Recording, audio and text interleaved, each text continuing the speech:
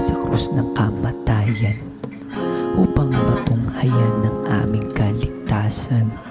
Doon ko naranasan ng kapahingahan.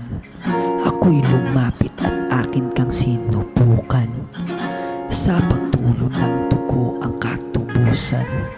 Ako'y lumapit at akin kang sinubukan.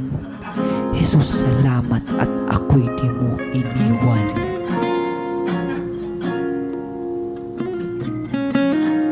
Ganito ang ginawa ni Jesus para sa iyo, para sa akin. Siya ang nagbayad ng ating kasalanan. Tayo ang dapat mamatay. Tayo ang dapat hagapitin. Pero inako niya lahat ng ito para sa atin. Kung lalapit ka lang sa Kanya, sasabihin mo, Panginoon, nananampalataya ako na lahat ng ginawa mong ito ay para sa aking kaligtasan.